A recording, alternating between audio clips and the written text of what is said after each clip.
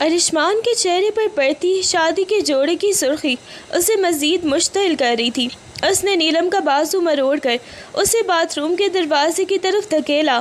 دفع ہو جاؤ، جا کر یہ سب اتار کر پھینکو، اس سے پہلے کہ میرا صبر جواب دے جائے اور میں تمہارے ساتھ وہ کروں کہ تم زندگی بھر چلنے کے قابل نہ رہو۔ یہ زرگ برگ لباس، یہ سہاگن والا دکھاوا، یہ سب اس حیا کی یاد دلاتے ہیں جس نے مجھے دنیا کے سامنے تماشا بنا دیا۔ اگر اپنی عزت اور باقی ماندہ زندگی پیاری ہے تو اسے بدل کر باہر نکلو، ورنہ میرا دوسرا روپ دیکھنا بھی گوارا نہیں کرو گی۔ نیلم جو پہلے ہی سہم کر دیوار سے لگی ہوئی تھی، اس کی دھاڑ سے کانپ اٹھی۔ اس کی آنکھوں میں آنسو تھے لیکن وہ کچھ کہہ نہ سکی، صرف لڑکھڑاتے قدموں سے اندر داخل ہوئی تو ارشمان نے زور سے دروازہ بند کر دیا۔ باتھ روم کے اندر نیلم کی سانسیں اکھڑنے لگی تھیں۔ وہ اس بھاری جوڑے کے بوجھ اور شدید گھبراہٹ کے عالم میں تھی کہ اچانک اسے اپنے حلق میں جلن اور جسم پر خارش محسوس ہونے لگی۔ آئینے میں اپنا چہرہ دیکھا تو وہاں سرخ دھبے ابھر رہے تھے۔ اسے سمجھ نہیں آ رہا تھا کہ یہ خوف ہے یا کسی چیز کا ری ایکشن، مگر اس کی ہمت جواب دے رہی تھی۔ اس نے کانپتے ہاتھوں سے دروازے کے پینل کو ہلکا سا دستک دی۔ آواز میں شدید لرزہ اور تکلیف تھی۔ ارشمان پلیز اندر مت آئیں، میں جانتی ہوں آپ مجھے دیکھنا نہیں چاہتے، مگر میری طبیعت بہت بگڑ رہی ہے۔ پتہ نہیں کیوں مجھے سانس لینے میں دشواری ہو رہی ہے، شاید کسی چیز سے الرجی ہو گئی ہے، میں باہر نہیں آ پا رہی، مجھے بہت عجیب محسوس ہو رہا ہے جیسے میرا دم گھٹ رہا ہو۔ ارشمان کو لگا کہ یہ بھی حیا کے ان ڈراموں کا تسلسل ہے جو وہ اسے کنٹرول کرنے کے لیے کرتی تھی، لیکن نیلم کی آواز میں جو قرب اور دم گھٹنے کی تڑپ تھی وہ اسے خاموش نہ رکھ سکی۔ بس بہت ہوا یہ تمہارا سستا ڈرامہ، میں کوئی بیوقوف نہیں ہوں جو تمہاری ان چالوں میں آ جاؤں گا۔ وہ غصے سے چیختا ہوا باتھ روم کے دروازے کی طرف بڑھا۔ جواب میں نیلم کی صرف ایک کراہ سنائی دی جو سیدھی اس کے دل پر جا لگی۔ ارشمان نے ایک بھرپور ٹھوکر دروازے کے لاک پر ماری اور کواڑ دھڑام سے کھلے۔ اندر کا منظر دیکھ کر ارشمان کے پیروں تلے سے زمین نکل گئی۔ نیلم سنگ مرمر کے فرش پر گری ہوئی تھی، اس کا چہرہ اور ہاتھ سرخ دھبوں سے بھر چکے تھے اور وہ بے ہوشی کے عالم میں مسلسل ہانپ رہی تھی۔ وہ کسی ڈرامے کا حصہ نہیں بلکہ واقعی موت اور زندگی کی کشمکش میں تھی۔ ارشمان کی آنکھوں کا غصہ ایک دم خوف میں بدل گیا۔ وہ جھپٹ کر اس کے قریب بیٹھ گیا۔ ارشمان نے نیلم کے بے جان وجود کو اپنی مضبوط باہوں میں سمیٹا اور اسے گاڑی کی پچھلی سیٹ پر ڈال کر خود ڈرائیونگ سیٹ سنبھالی۔ اس کا دل بری طرح دھڑک رہا تھا۔ اسے سمجھ نہیں آ رہا تھا کہ چند منٹ پہلے جس لڑکی پر وہ اتنا غصہ تھا، اب اسے اس کی سانسیں بند ہوتی دیکھ کر کیوں موت پڑ رہی تھی۔ اس نے گاڑی کی رفتار بڑھائی، اس کے ہاتھ اسٹیئرنگ پر کانپ رہے تھے۔ سڑک کی بتیاں اس کی آنکھوں کے سامنے دھندلا رہی تھی، لیکن اس کی نظریں بار بار پیچھے نیلم پر پڑ رہی تھیں جو نیم بے ہوشی کی حالت میں تڑپ رہی تھی۔ نیلم آنکھیں کھولو، میری بات سنو، میں تمہیں کچھ نہیں ہونے دوں گا۔ وہ خود کلامی کے انداز میں اسے جگانے کی کوشش کر رہا تھا۔ اس کی آواز میں وہ سختی نہیں تھی جو کچھ دیر پہلے تھی، بلکہ اب وہاں ایک عجیب سی گھبراہٹ اور بے چینی تھی۔ جیسے ہی نیلم کے حلق سے ایک دبی ہوئی سی چیخ نکلی، ارشمان نے ایک تیز موڑ کاٹا اور غصے سے چلایا، شٹ اپ ارشمان، اگر اسے کچھ ہو گیا تو تم خود کو کبھی معاف نہیں کر سکو گے، بس کچھ دیر اور۔ اس نے ایکسلریٹر پر پاؤں دبا دیا۔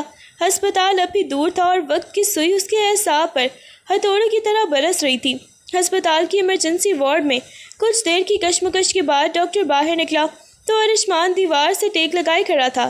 اس کی قمیض کی آستینیں اوپر چڑھی ہوئی تھیں اور ماتھے پر پسینہ تھا۔ ڈاکٹر نے اپنی فائل بند کی اور ایک گہری سانس لے کر ارشمان کی طرف دیکھا۔ دیکھیے، یہ صورتحال کافی نازک تھی۔ نیلم کو کسی ایسی چیز سے شدید الرجک ری ایکشن ہوا ہے جس کے بارے میں اسے علم نہیں تھا، شاید میک اپ یا شادی کے جوڑے کے کسی کیمیکل سے، لیکن اس سے بھی اہم بات اس کا ذہنی دباؤ ہے۔ جس طرح کا صدمہ اس نے برداشت کیا ہے، اس کے اعصاب پوری طرح جواب دے چکے ہیں۔ شدید ذہنی دباؤ اور خوف کے باعث اس کا مدافعتی نظام، امیون سسٹم بالکل ختم ہو چکا ہے، اسی لیے اس کے جسم نے اس الرجک ری ایکشن کو برداشت نہیں کیا۔ اگر وہ مزید 10 منٹ دیر سے آتی تو اسے سانس لینا بھی مستقل دشواری ہو سکتی تھی۔ فی الحال اسے مکمل سکون کی ضرورت ہے، ورنہ اس کے اعصابی نظام اس دباؤ کو مزید برداشت نہیں کر پائے گا۔ ارشمان ساکت کھڑا رہا۔ ڈاکٹر کے الفاظ اس کے ذہن میں کسی ہتھوڑے کی طرح بج رہے تھے۔ اسے لگا جیسے وہ ڈاکٹر نہیں بلکہ اس کی اپنے ضمیر کی آواز سن رہا ہے جو اسے بتا رہی تھی کہ اس معصوم لڑکی کی حالت کا ذمہ دار وہی ہے۔ ڈاکٹر کے جانے کے بعد ارشمان لڑکھڑاتے قدموں سے نیلم کے کمرے میں داخل ہوا۔ وہ سفید چادروں میں لپٹی بے سدھ پڑی تھی۔ اس کا چہرہ اب بھی ہلکا سا سرخ تھا، مگر سانس کی رفتار قدرے نارمل ہو رہی تھی۔ ارشمان کرسی کھینچ کر اس کے پاس بیٹھ گیا۔ اس کی نظریں نیلم کے معصوم چہرے پر جمی تھی کہ تبھی اس کی جیب میں موجود فون بج اٹھا۔ اس نے بیزاری سے فون نکالا۔ اسکرین پر ایک میسج نوٹیفیکیشن تھا۔ ارشمان نے اسے کھولا تو وہ حیا کی ایک پرانی تصویر تھی جو اس نے کسی سوشل میڈیا پلیٹ فارم پر اپلوڈ کی تھی۔ تصویر میں حیا کسی تقریب میں ہنستے ہوئے دکھ رہی تھی، اسی تکبر کے ساتھ جس نے ارشمان کی دنیا اجاڑ دی تھی۔ ارشمان کے ہاتھ کانپنے لگے۔ اس نے دانت پیستے ہوئے فون کو سختی سے مٹھی میں دبا لیا۔ اس کے اندر غصے کا ایک لاوا ابل رہا تھا جو حیا کا نام سنتے ہی بھڑک اٹھتا تھا۔ وہ اٹھ کر کھڑکی کے پاس گیا اور باہر اندھیرے میں دیکھنے لگا۔ اس نے اپنی مٹھی اتنی زور سے بھینچی کہ اس کی پورے سفید پڑ گئیں۔ وہ خود کو چیخنے سے روک رہا تھا۔ اسے احساس ہوا کہ حیا کی یہ بے فکری اور ہنسی نیلم کی اس حالت کے سامنے کتنی بھونڈی لگ رہی تھی۔ اس نے گہری سانس لی اور اپنی آنکھیں بند کر لیں۔ وہ اس وقت اپنی تمام تر نفرت کو نیلم کی تکلیف پر حاوی نہیں ہونے دینا چاہتا تھا۔ وہ جانتا تھا کہ اگر اس نے یہاں غصہ کیا تو وہ اپنا سارا انتقام اسی بے بس لڑکی پر نکالے گا، اور اب کم از کم اس پل وہ ایسا نہیں کرنا چاہتا تھا۔ وہ کمرے میں موجود مدھم نیلی روشنی میں نیلم کی پلکیں لرزیں۔ جیسے ہی اس نے اپنی آنکھیں کھولیں، سامنے کرسی پر بیٹھے ارشمان کو دیکھ کر اس کا وجود ایک بار پھر کانپ اٹھا۔ ارشمان کے چہرے پر موجود سختی اور آنکھوں میں تیرتی ہوئی وہ وحشت اسے ایک بار پھر باتھ روم والا منظر یاد دلا گئی۔ نیلم نے ہڑبڑا کر اٹھنے کی کوشش کی، مگر ڈرپ لگی ہونے کی وجہ سے اس کا ہاتھ جھٹکے سے پیچھے ہٹا اور اس کے منہ سے ایک درد بھری چیخ نکل گئی۔ وہ پیچھے ہٹ کر بستر کے کونے سے لگ گئی۔ اس کی آنکھیں خوف سے پھٹی ہوئی تھیں اور وہ مسلسل ارشمان سے نظریں چرانے کی کوشش کر رہی تھی۔ پلیز مجھ سے دور رہے۔ اس کی آواز میں اتنی لرزش تھی کہ ارشمان کا دل ایک پل کے لیے جیسے بیٹھ گیا۔ میں اب ٹھیک ہوں، آپ پلیز یہاں سے چلے جائیں، میں برداشت نہیں کر سکتی، مجھے آپ سے ڈر لگ رہا ہے۔ اس کا ہر ایک لفظ ارشمان کے سینے میں تیر کی طرح پیوست ہو رہا تھا۔ وہ جو اپنی نفرت میں اتنا اندھا ہو چکا تھا کہ یہ بھی بھول گیا تھا کہ اس کے سامنے موجود یہ لڑکی اس کے غصے کا نہیں بلکہ اس کی زندگی کا حصہ ہے۔ ہسپتال سے واپسی کا سفر مکمل خاموشی میں گزرا۔ گاڑی گھر کے پورچ میں رکی تو ارشمان نے خود اتر کر نیلم کے لیے دروازہ کھولا۔ نیلم نے جھجکتے ہوئے باہر قدم رکھا۔ اس کے پیر اب بھی کانپ رہے تھے۔ ارشمان نے اسے سہارا دینے کے لیے ہاتھ بڑھایا، مگر نیلم کا رد عمل دیکھ کر وہ وہیں رک گیا۔ وہ سکڑ کر ایک طرف ہو گئی۔ میں خود چل سکتی ہوں، نیلم نے دبی ہوئی آواز میں کہا اور سر جھکا کر اندر کی طرف چل پڑی۔ گھر میں داخل ہوتے ہی ارشمان نے نیلم کو صوفے پر بٹھایا اور خود اس کے لیے پانی کا گلاس لایا۔ اس کا رویہ اب اس جارحیت سے خالی تھا جو کچھ گھنٹے پہلے تھی، بلکہ اب اس میں ایک عجیب سی احتیاط تھی۔ اس نے نیلم کو دیکھتے ہوئے آہستگی سے کہا، ڈاکٹر نے کہا ہے تمہیں آرام کی ضرورت ہے، زیادہ مت سوچو، تمہارے کمرے میں ادویات اور پانی رکھ دیا ہے، میں تمہارے لیے کھانا بھی بھجوا دوں گا۔ ارشمان کی یہ بدلی ہوئی دھیمی اور محتاط آواز نیلم کے لیے اس کے غصے سے زیادہ پریشان کن تھی۔ وہ اسے اس طرح دیکھ رہا تھا جیسے کسی نازک آپ گینے کو سنبھال رہا ہو، لیکن اس کی آنکھوں میں اب بھی ایک ایسی گہرائی تھی جسے پڑھنا نیلم کے لیے ناممکن تھا۔ ارشمان نے اسے ایک بار پھر دیکھا جیسے کچھ کہنا چاہ رہا ہو، مگر پھر کچھ سوچ کر خاموشی سے وہاں سے پلٹ گیا۔ رات کا سناٹا کمرے میں بوجھل سا پھیل رہا تھا۔ ارشمان اپنے مطالعے کے کمرے میں اکیلا بیٹھا تھا، مگر تنہائی اسے سکون نہیں بلکہ ماضی کے زخموں کی یاد دلا رہی تھی۔ اس کی نظریں میز پر رکھی اس تصویر پر جمی تھی جس سے اس نے حیا کے فرار کے دن وہیں چھوڑ دیا تھا۔ حیا کی وہ مسکراہٹ، اس کا وہ انداز تکبر اور وہ وعدے جو اس نے شادی سے ایک دن پہلے کیے تھے، سب ارشمان کے ذہن میں ایک فلم کی طرح چلنے لگے۔ اس نے گہری سانس لی، مگر وہ غصہ جو نیلم کی دیکھ بھال کے دوران دبا ہوا تھا دوبارہ سر اٹھانے لگا۔ اس نے سوچا کہ کیسے حیا نے اسے ایک مہرا سمجھ کر اکیلا اور پھر کھیل لیا، پھر نیلم کو اس کے گھر میں چھوڑ کر اپنے عاشق کے ساتھ فرار ہو گئی۔ یہ سب ایک ہی مٹی سے بنے ہیں۔ وہ دانت پیستے ہوئے بڑبڑایا۔ اسے لگا کہ نیلم کا وہاں موجود ہونا، اس کے سامنے سانس لینا بھی ایک طرح کا فریب ہے۔ وہ جتنی بھی معصومیت دکھا لے، اصل حقیقت تو یہی تھی کہ وہ اسے گھرانے کا حصہ ہے جس نے ارشمان کی عزت کی دھجیاں اڑا دی تھیں۔ ارشمان نے مٹھیوں کو سختی سے بھینچا۔ اس کے دل میں نیلم کے لیے پیدا ہونے والی معمولی سی ہمدردی حیا کی تلخ یادوں کے زہر سے مٹ رہی تھی۔ وہ اٹھ کر کھڑکی کی طرف گیا اور باہر اندھیرے کو گھورنے لگا۔ اس کا ارادہ بدل رہا تھا۔ اب وہ نیلم کے ساتھ نرمی برتنے کے بجائے اس سے وہ تمام انتقام لینے والا تھا جو وہ حیا سے لینا چاہتا تھا۔ نیلم کمرے کے کونے میں بستر پر بیٹھی اپنی انگلیوں کے پوروں کو مسل رہی تھی۔ اس کے دل کی دھڑکنیں ابھی ارشمان کے آخری بدلتے ہوئے لہجے کے خوف سے تیز تھیں۔ اس نے کمرے کے دروازے کی طرف دیکھا جو ارشمان کے جانے کے بعد سے باہر سے بند تھا، اور ایک گہری سسکی بھری سانس لی۔ میں نے کیا قصور کیا ہے؟ وہ خود سے سرگوشی کرتے ہوئے رونے لگی۔ اس کے آنسو اس کے گالوں پر لکیریں بناتے ہوئے چادر پر گر رہے تھے۔ حیا باجی کے کیے گئے سزا میں کیوں بھگت رہی ہوں؟ نہ مجھے محبت کی سمجھ تھی، نہ اس گھر میں آنے کی کوئی خواہش، مگر آج میں یہاں ایک ایسی قیدی ہوں جس کا جرم صرف یہ ہے کہ وہ اس کی چھوٹی بہن ہے۔ اس نے اپنا سر گھٹنوں میں چھپا لیا۔ اس کی ہچکیاں اب کمرے کی خاموشی میں صاف سنائی دے رہی تھیں۔ اسے یاد آیا کہ کیسے اسے دھکے دے کر نکالا گیا تھا، اور کیسے کچھ دیر پہلے ہسپتال میں وہی ارشمان اسے نرمی سے دیکھ رہا تھا۔ وہ الجھنوں میں گھری ہوئی تھی۔ ارشمان کی یہ دوہری شخصیت اسے پاگل کر رہی تھی۔ اس نے دوبارہ اپنی آنکھیں موند لیں، لیکن آنسوؤں کا سیلاب تھا کہ تھمنے کا نام نہیں لے رہا تھا۔ اس کمرے کی دیواریں اسے کھائے جا رہی تھیں، اور وہ بس اپنی تقدیر کو کوس رہی تھی جس نے اسے ایک ایسے شخص کے سپرد کر دیا تھا جس کے دل میں محبت کے لیے نہیں، صرف نفرت کے لیے جگہ تھی۔ ارشمان کمرے میں داخل ہوا تو نیلم کے چہرے پر خشک ہوتے ہوئے آنسو کے نشان دیکھ کر اس کی نظروں میں حقارت آ گئی۔ وہ تیزی سے اس کی طرف بڑھا اور اسے بازو سے پکڑ کر کھڑا کیا، پھر اسے دھکیل کر دیوار کے ساتھ لگا دیا۔ نیلم کی کمر دیوار سے ٹکرائی تو وہ درد سے کرا اٹھی، مگر ارشمان کا غصہ ابھی ٹھنڈا نہیں ہوا تھا۔ اس نے اپنا چہرہ نیلم کے چہرے کے بالکل قریب کر دیا۔ اس کی گرم سانسیں نیلم کی جلد کو جھلسا رہی تھیں۔ ارشمان نے اپنی داڑھی کا سخت حصہ جان بوجھ کر نیلم کی نازک گردن پر رگڑا، جس سے نیلم کے جسم میں ایک جھٹکا سا لگا۔ کتنی معصومیت سے رو رہی ہو، ہے نا؟ ارشمان کی آواز میں زہر بھرا طنز تھا، بالکل اپنی بہن حیا کی طرح۔ وہ بھی ایسے ہی آنسو بہا کر مجھے اپنی باتوں کے جال میں پھنساتی تھی۔ تم کیا سمجھتی ہو میں تمہیں اس گھر میں بیگم بنا کر رکھوں گا؟ تم صرف اس دھوکے کی نشانی ہو جو تمہاری بہن مجھے دے کر گئی ہے۔ اب سے ہر لمحہ، ہر دکھ، ہر اذیت جو میں تمہیں دوں گا وہ حیا کے اس فرار کا سود ہوگا۔ وہ اسے دیوار سے مزید دبا کر اس کی آنکھوں میں جھانکنے لگا۔ نیلم کی آنکھیں خوف سے بند ہو گئیں۔ ارشمان کا لہجہ اور اس کا یہ وحشیانہ انداز اسے اندر سے توڑا تھا، لیکن وہ اس کے سامنے اپنی بے بسی کا اعتراف کرنے کے بجائے اپنی گردن دوسری طرف موڑ گئی، جس پر ارشمان نے ایک تلخ اور فاتحانہ ہنسی ہنسی۔ ارشمان کی تلخ باتیں اور اس کا توہین آمیز رویہ نیلم کے وجود کو چھنی کر رہا تھا، مگر اس نے اپنی آنکھوں کا پانی اندر ہی جذب کر لیا۔ وہ بخوبی جانتی تھی کہ اس وقت کوئی بھی صفائی یا احتجاج ارشمان کے غصے کی آگ میں مزید گھی ڈالنے کا سبب بنے گا۔ اس نے سر جھکائے جھکائے خود کو ارشمان کی گرفت سے چھڑایا اور بغیر ایک لفظ کہے بکھرے ہوئے بستر کو درست کرنے لگی۔ اس کی خاموشی ارشمان کے لیے کسی چیلنج سے کم نہیں تھی۔ وہ جو نیلم کو چیختا ہوا یا روتا ہوا دیکھ کر اسے مزید زد پہنچانا چاہتا تھا، اب اس کے سامنے ایک پتھر کی مورت ساکت تھا۔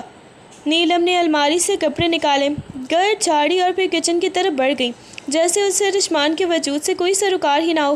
اس کا یہ خاموش رد عمل ارشمان کے غصے کو مزید بھڑکا رہا تھا، کیونکہ وہ اسے اپنی بے عزتی کا جواب نہیں بلکہ ایک ایسی لاتعلقی سمجھ رہا تھا جو حیا کے فرار کے وقت حیا کی آنکھوں میں تھی۔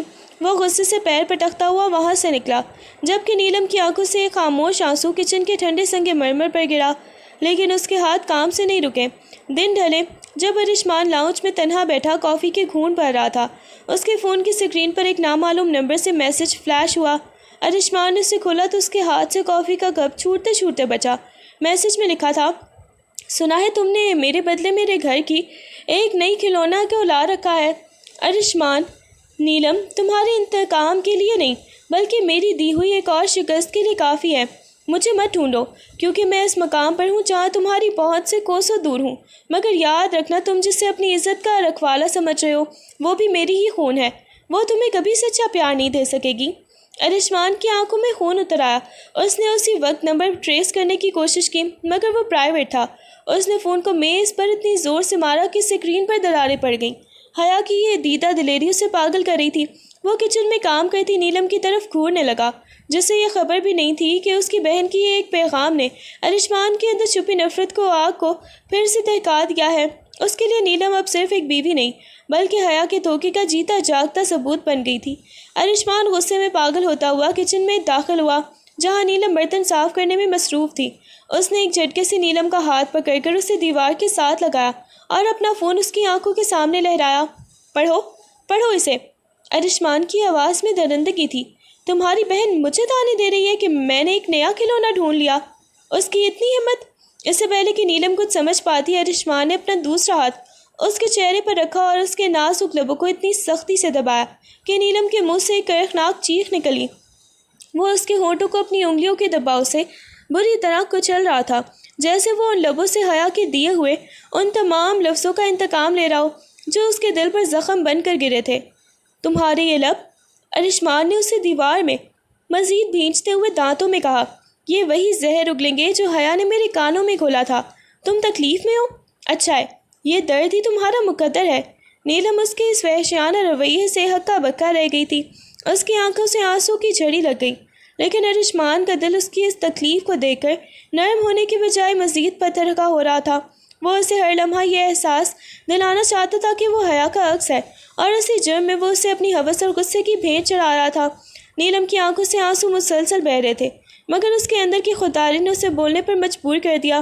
اس نے ارشمان کے مضبوط ہاتھوں کے بیچ سے اپنی گردن کو تھوڑا سا جھٹکا دیا اور کانپتی ہوئی آواز میں کہا، آپ کو لگتا ہے کہ میں حیا باجی کی طرح ہوں؟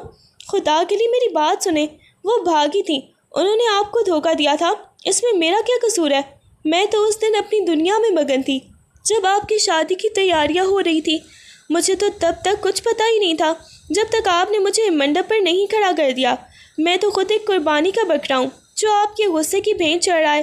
یہ سننا تھا کہ ارشمان کے چہرے کی رگیں پھول گئیں۔ اس نے نیلم کے کندھوں کو اتنی زور سے جکڑا کہ نیلم کے منہ سے ایک درد انگیز چیخ نکل گئی۔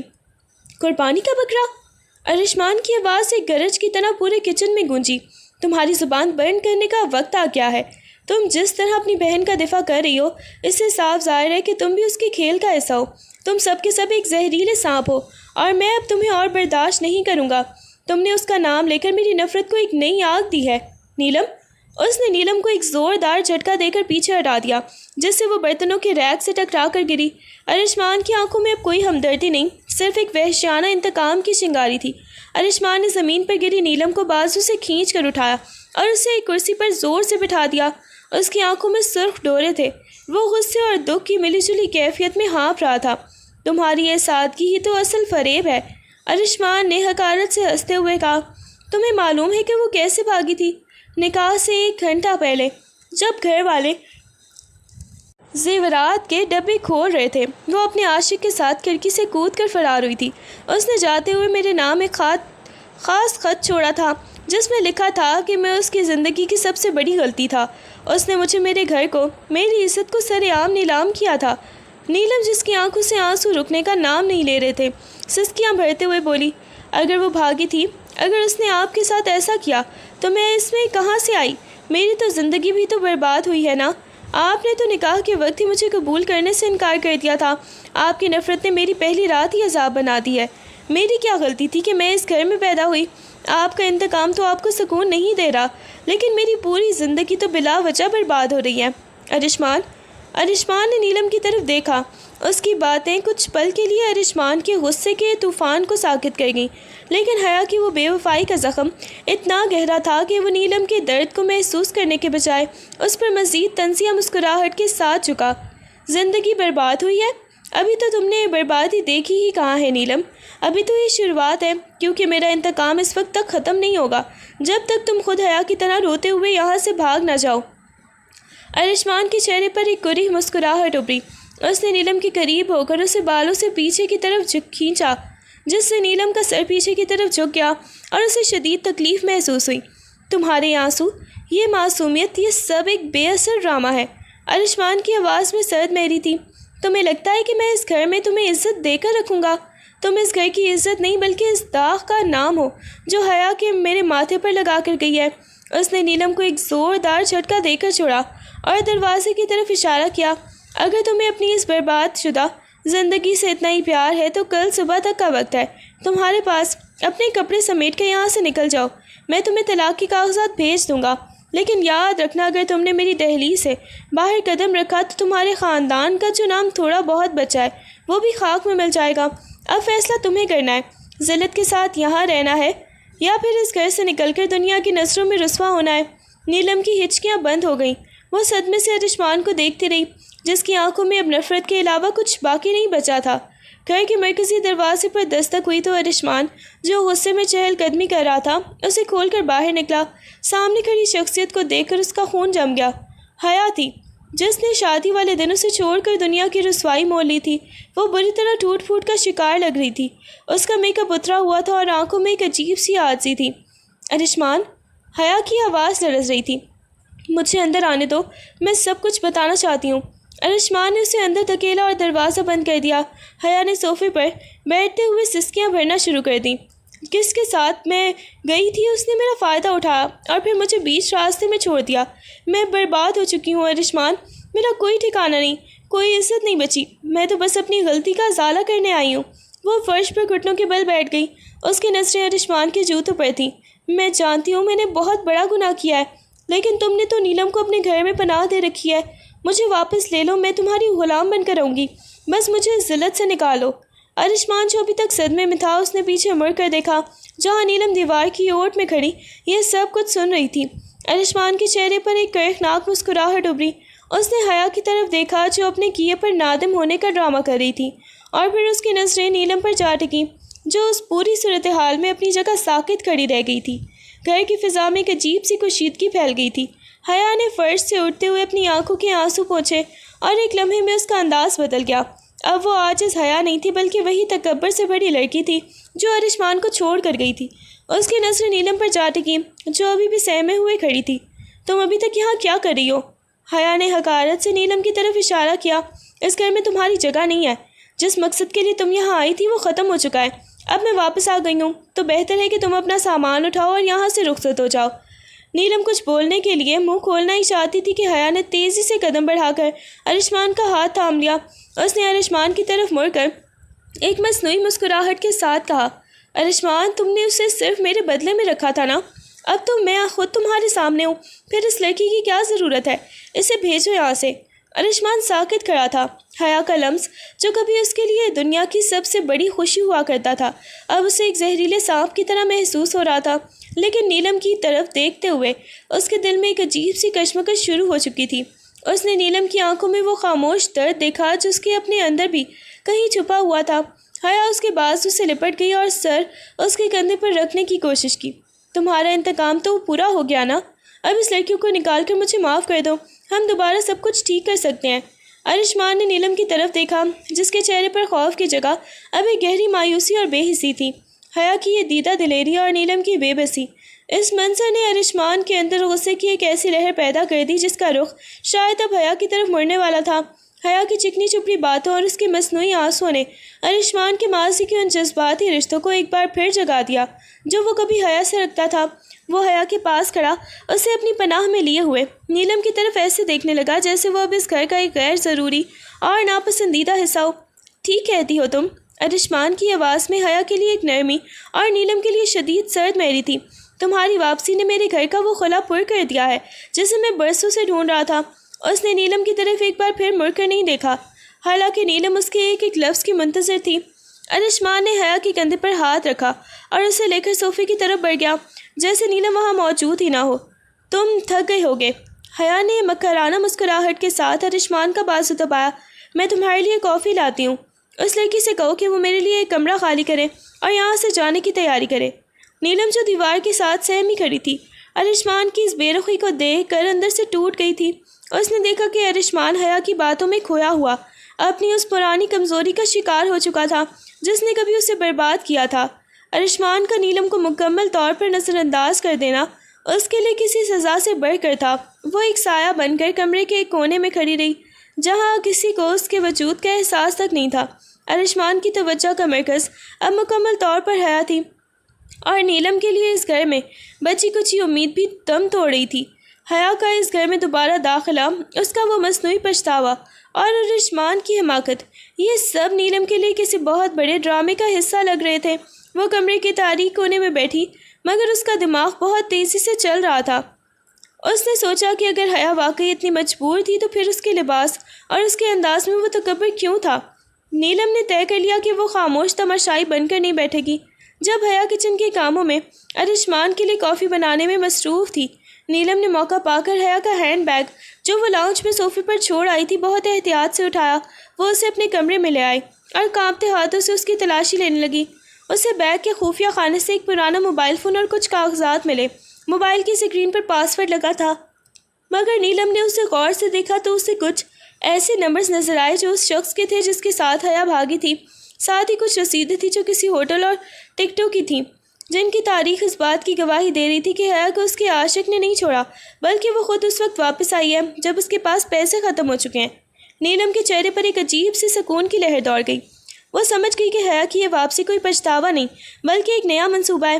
اس نے کاغذات کی تصاویر اپنے فون سے لیں اور ہینڈ بیگ واپس اسی جگہ رکھ دیا۔ اب اس کے پاس ارشمان کو دکھانے کے لیے وہ ثبوت تھے جو حیا کے مکروہ چہرے سے نقاب اٹھا سکتے تھے۔ نیلم نے ایک گہری سانس لی۔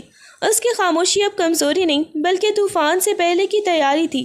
نیلم کو حیا کے بیگ سے ملے ہوئے اس خفیہ نمبرز کے بارے میں معلوم تھا جو اس کے عاشق کا تھا۔ اس نے ہمت جمع کی اور ایک نجی نمبر سے اس نمبر پر میسج کرنے کا فیصلہ کیا۔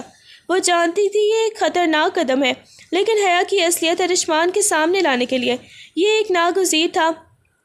نیلم نے بڑی احتیاط سے میسج ٹائپ کیا، مجھے معلوم ہے کہ تم حیا کے ساتھ تھے، وہ واپس آ چکی ہے اور اپنے پچھتاوے کا ڈھونگ رچا رہی ہے۔ کیا تم مجھے بتا سکتے ہو کہ اصل میں کیا ہوا تھا اور تم دونوں کے درمیان کیا طے پایا تھا؟ میں بس یہ جاننا چاہتی ہوں کہ وہ کیوں لوٹی ہے۔ نیلم نے گہری سانس لی اور بھیجیں کے بٹن پر انگلی دبا دی۔ اس کے دل کی دھڑکنیں تیز تھیں۔ وہ اس پیغام کے جواب کی منتظر تھی جو شاید ارشمان اور حیا کی زندگیوں میں ایک نیا بھونچال لا سکتا تھا۔ حیا نے نوٹ کر لیا تھا کہ نیلم پچھلے کچھ عرصے سے کافی متحرک اور پر اعتماد ہو رہی ہے۔ اپنی شکست کو جیت میں بدلنے کے لیے اس نے ایک خطرناک چال چلی۔ وہ جانتی تھی کہ ارشمان کا غصہ ابھی بھی ایک بارود کے ڈھیر کی طرح ہے جسے بس ایک چنگاری کی ضرورت ہے۔ ایک شام جب ارشمان دفتر سے واپس آیا تو حیا نے اسے دیکھتے ہی رونا شروع کر دیا۔ اس نے اپنے کپڑے تھوڑے بے ترتیب کر لیے اور اپنی کلائی پر کچھ سرخ نشانات بنا لیے۔ کیا ہوا؟ تم رو کیوں رہی ہو؟ ارشمان نے پریشان ہو کر پوچھا۔ حیا نے ہچکیاں لیتے ہوئے کہا، میں تو بس کچن میں تھی، نیلم آئی اور مجھ پر برس پڑی۔ وہ کہتی ہے کہ اس گھر اس کا ہے اور میں یہاں ایک مہمان کی طرح ہوں۔ جب میں نے اسے سمجھانے کی کوشش کی تو اس نے مجھے دھکا دیا اور مجھے دھمکی دی کہ اگر میں یہاں سے نہیں گئی تو وہ میری زندگی برباد کر دے گی۔ وہ مجھ سے نفرت کرتی ہے ارشمان، صرف اس لیے کہ میں تمہارے پاس واپس آ گئی ہوں۔ ارشمان کا چہرہ غصے سے سرخ ہو گیا۔ وہ تیزی سے نیلم کے کمرے کی طرف بڑھا۔ نیلم تبھی کمرے سے باہر نکلی تھی۔ ارشمان نے اسے دیکھتے ہی ایک زوردار تماچا اس کے گال پر رسید کیا۔ تمہاری یہ جرأت؟ ارشمان دھاڑا، میں نے تمہیں اس گھر میں پناہ دی تھی اور تم یہاں رہ کر میرے ہی گھر کے سکون برباد کر رہی ہو۔ حیا پر ہاتھ اٹھانے کی ہمت کیسے ہوئی تمہاری؟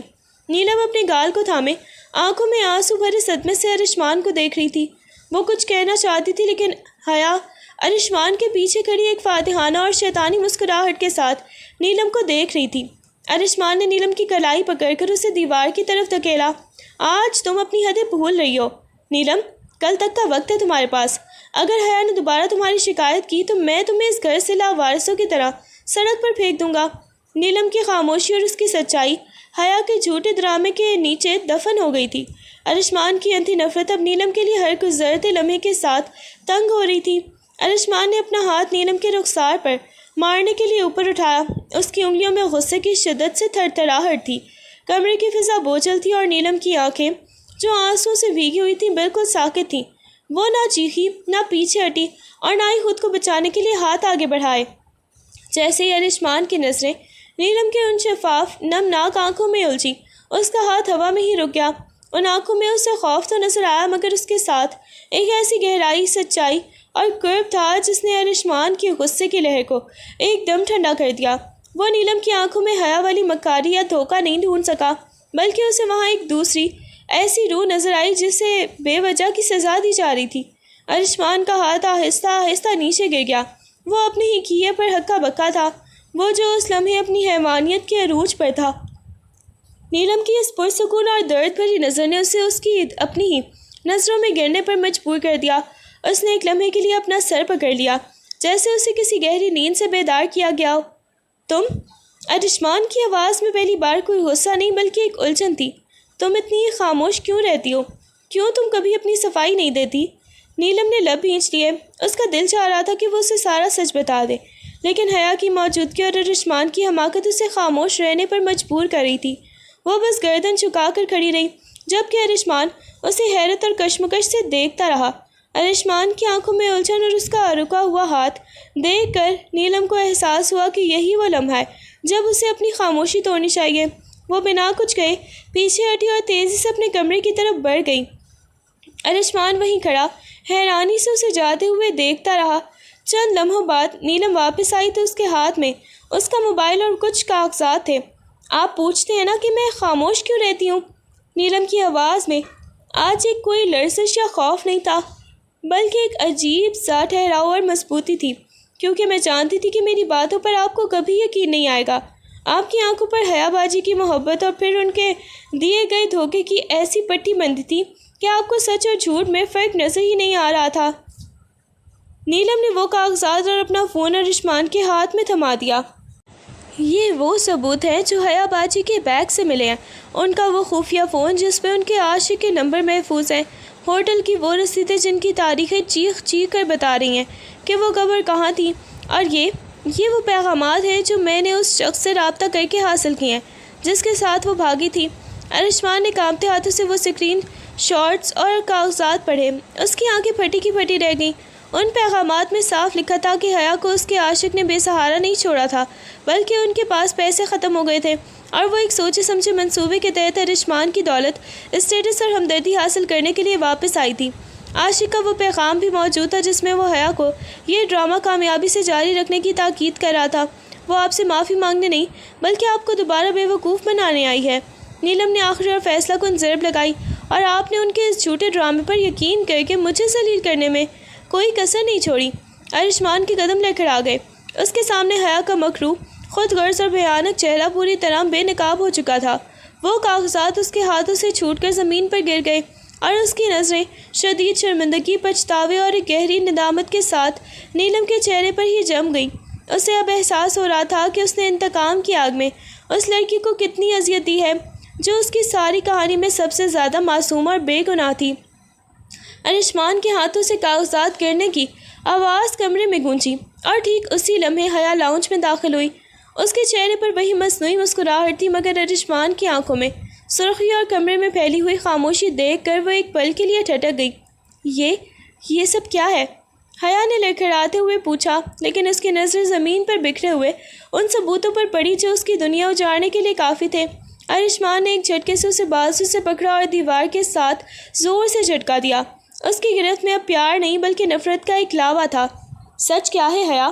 تم پچھتاوے کے آنسو لے کر آئی تھی یا اپنی ناکامیوں کی چھپانے کے لیے ایک نیا جال بچھانے؟ حیا نے خود کو چھڑانے کی کوشش کی، مگر ارشمان کی آنکھیں اب کسی اور ہی دنیا میں تھیں۔ اس نے ایک ایک کر کے وہ ثبوت اٹھائے اور حیا کے چہرے پر مارے۔ دیکھو انہیں، یہ تمہارے عاشق کے بھیجے ہوئے پیغامات ہیں، یہ ہوٹل کی وہ رسیدیں ہیں جو تمہارے ڈرامے کا پول کھول رہی ہیں۔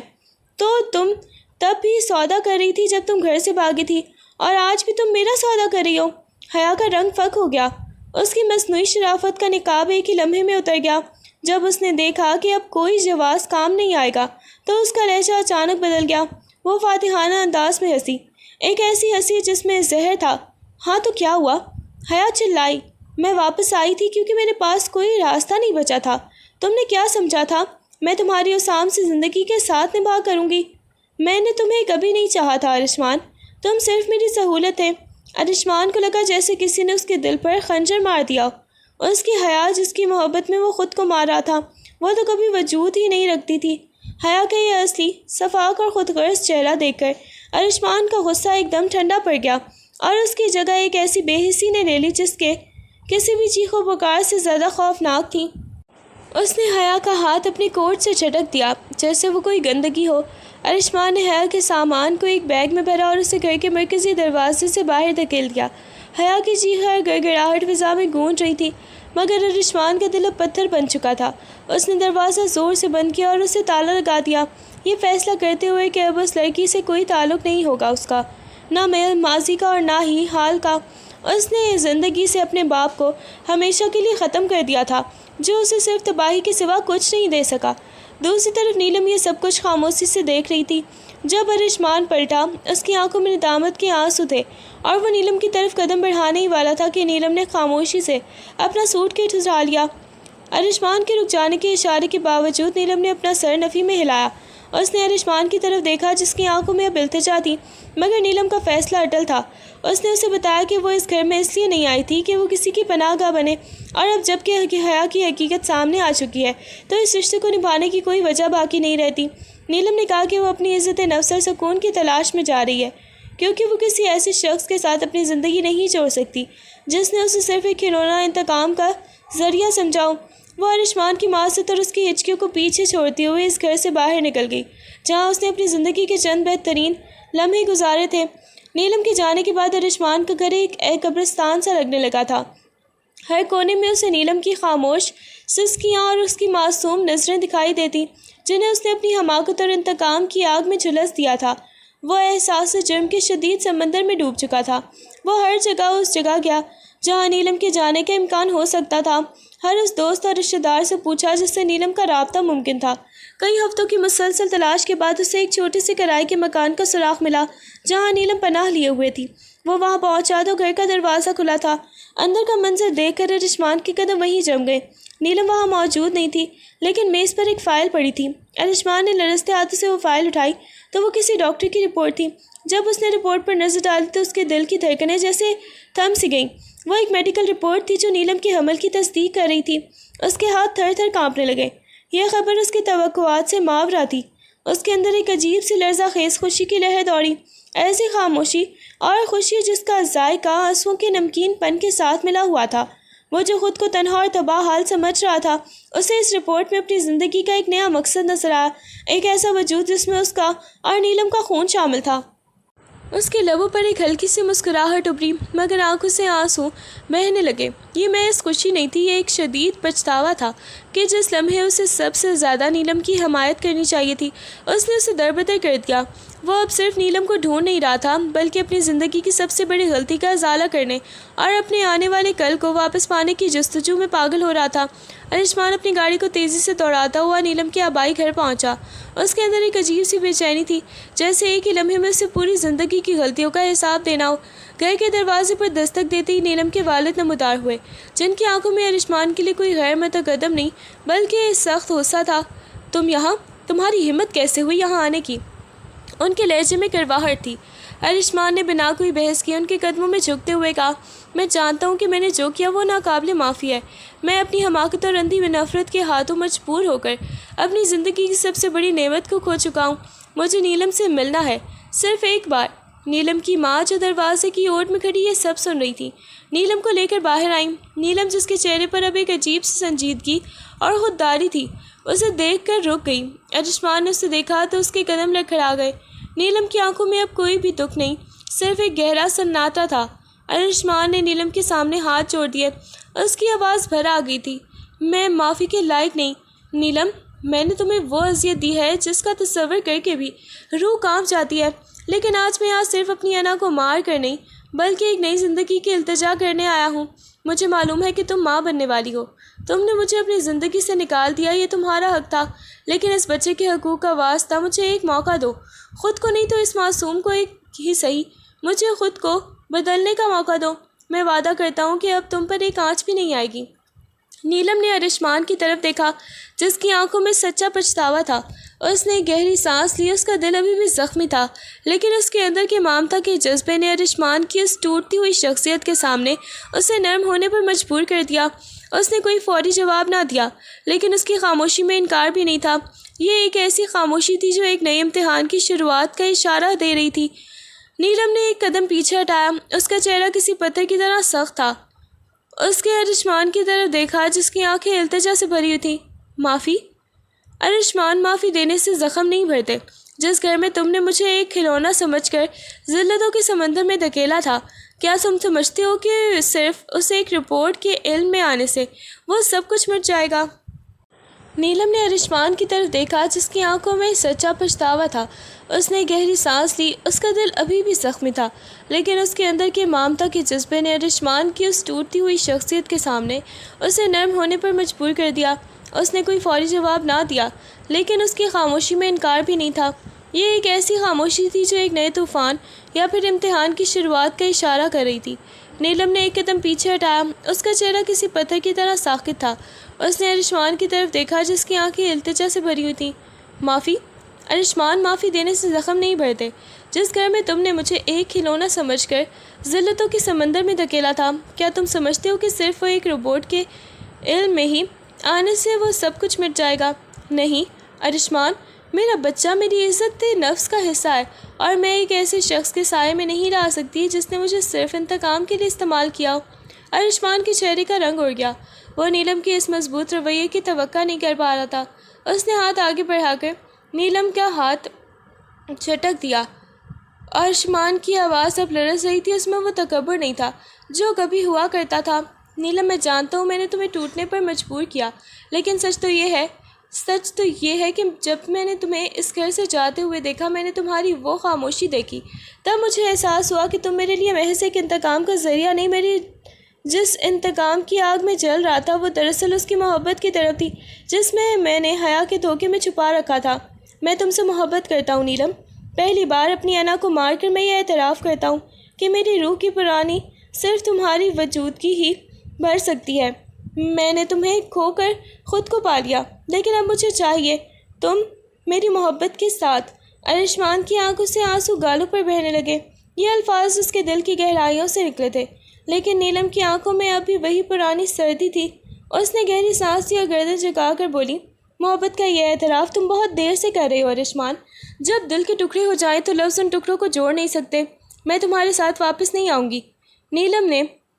نیلم نے ایک لمحے کے لیے اپنی آنکھیں بند کی، جیسے وہ ماضی کے جھروکوں میں چانک رہی ہو۔ اس کی آواز مدھم مگر پراسرار تھی۔ تم سمجھتے ہو میں تمہاری زندگی میں تب آئی جب حیا گئی؟ سچ تو یہ ہے کہ میں تمہیں اس دن سے دیکھ رہی تھی جب تم اپنے کانچ کے کھلونوں میں، اپنی شاعری میں کھوئے رہتے۔ میں تب بھی تمہارے حسن کلام اور تمہاری شخصیت سے متاثر تھی، لیکن تم نے کبھی اپنی شاعری سے باہر نکل کر کسی اور کو دیکھنے کی ہمت ہی نہیں کی، نہ زحمت کی۔ میں نے ہمیشہ تمہیں دور سے چاہا ہے، لیکن اس چاہت کے بدلے میں مجھے جو کچھ ملا اس نے میرے دل کے احساسات کو کہیں گہرا دفن کر دیا تھا۔ میرے لیے یہ سب کچھ بھولنا آسان نہیں، لیکن تمہاری یہ سچی طرف دیکھ کر اب میں مزید پتھر نہیں بن سکتی۔ ارشمان نے نیلم کی بات سن کر ایک اطمینان کا سانس لیا۔ اس کے بعد کی صورتحال بالکل بدل گئی۔ ارشمان نے ایک طے کیا اور نیلم کے والدین سے باضابطہ طور پر معافی مانگ کر اور تمام در وعدوں کے ساتھ اسے دوبارہ اپنے گھر لے آیا۔ اس بار ارشمان کا رویہ ایک مالک کا نہیں بلکہ ایک وفادار ساتھی کا تھا۔ اس نے نیلم کو وہ مقام دیا جس کی وہ حقدار تھی۔ گھر کا ہر کونا جو کبھی تلخیوں سے بھرا ہوا تھا اب احترام اور سکون کی خوشبو سے مہکنے لگا تھا۔ دونوں کے درمیان کی تلخیاں وقت کے ساتھ تحلیل ہو گئی۔ ارشمان کا بدلتا ہوا رویہ اور نیلم کی دیانتداری نے ان کے رشتے میں ایک نئی روح پھونک دی تھی۔ راتوں کو جاگ کر جانے والی بحثوں کی جگہ اب گہری خاموشی اور ایک دوسرے کے ساتھ کا احساس لے چکا تھا۔ ارشمان اب اپنی شاعری میں نیلم کا ذکر کرنے لگا تھا اور نیلم اس کے ہر لکھے ہوئے لفظ میں اپنی خوشیاں تلاش کر رہی تھی۔ ان کے درمیان پیار ایک ایسا آغاز ہوا جو برسوں کی نفرتوں کو مٹا کر ایک پائیدار بندھن میں بدل گیا۔ دوسری جانب حیا کی زندگی اکثر بدل چکی تھی۔ جب عاشق کے لیے اسے اپنی عزت اور ارشمان کا گھر داؤ پر لگایا تھا، اسی نے اسے کچھ ہی عرصے بعد بے یار و مددگار چھوڑ دیا۔ اب وہ شہر کی سڑکوں پر ٹھوکریں کھاتی، اپنے عقیے پر خون کے آنسو رو رہی تھی۔ وہ اکثر ارشمان کے گھر سے باہر سے گزرتی اور اس گھر کے اندر جلتی ہوئی خوشیوں کی روشنی کو دیکھ کر اپنی قسمت پر کرتی۔ اس کی زندگی اب صرف پچھتاووں کا ایک نہ ختم ہونے والا سلسلہ تھی، جہاں سے نکلنے کا کوئی راستہ باقی نہیں تھا۔